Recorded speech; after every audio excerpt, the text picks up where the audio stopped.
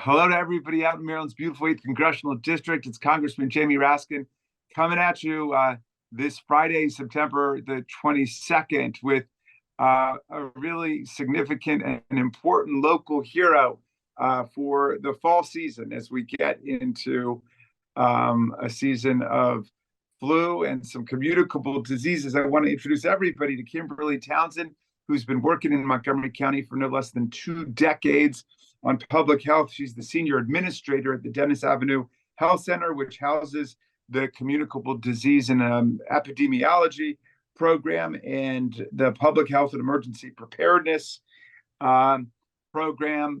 She's got a lot of other impressive and almost unpronounceable titles and roles that she plays for us. But basically, she's the person who keeps everybody from getting sick. And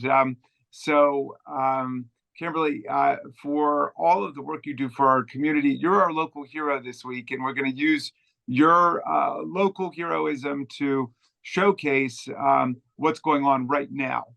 So congratulations on being our local hero and for all your fine work. Thank you, Congressman Raskin, for this honor. I'm really excited to be here and to have this conversation with you today.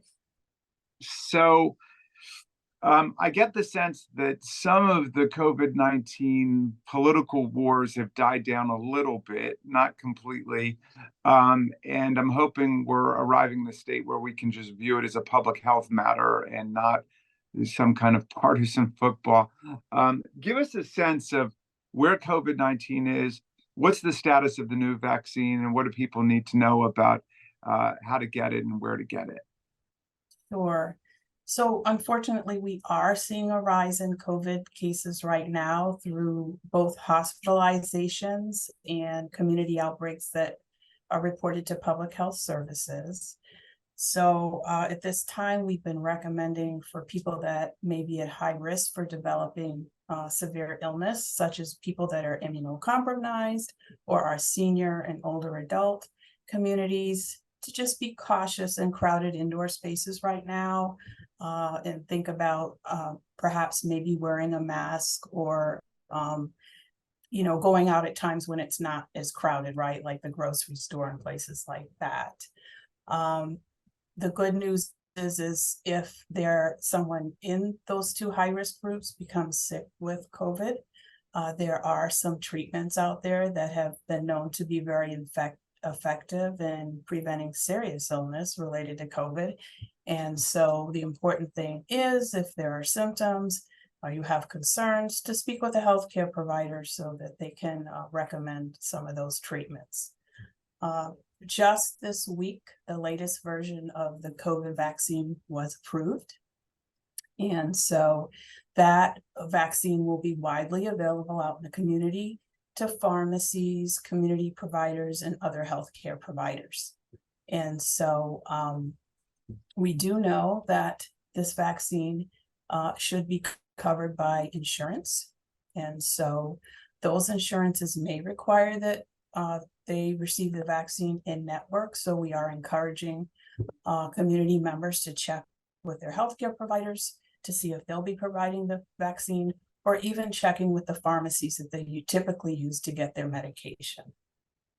There's also going to be a bridge program that will help provide COVID vaccines to persons that are uninsured. And those vaccines will be also available throughout our larger pharmacies in the community, other healthcare providers, and the local health department. So, Kimberly, let me ask you about that. So if somebody is not insured, and fortunately we've dramatically expanded insurance coverage in our state, but we still know that there's thousands and thousands of people who are not insured. They can just go and show up at like a CVS and they could be covered through the Bridge program. Is that right? So so through the Bridge program, there will be some vaccine provided to our larger pharmacies and other providers in the community. The best way to find out where to go and receive this vaccine is go to vaccines.gov. There will be a list of places throughout the state where people that are uninsured can go and receive the vaccine. Gotcha. So theoretically, everybody's going to be covered either directly through whatever form of insurance they've got, or even if they're not insured, the bridge program will take care of them. I believe so, as the vaccine is available. We don't have the vaccine as of yet, but we do expect to receive some within the next week or so. Great. All right.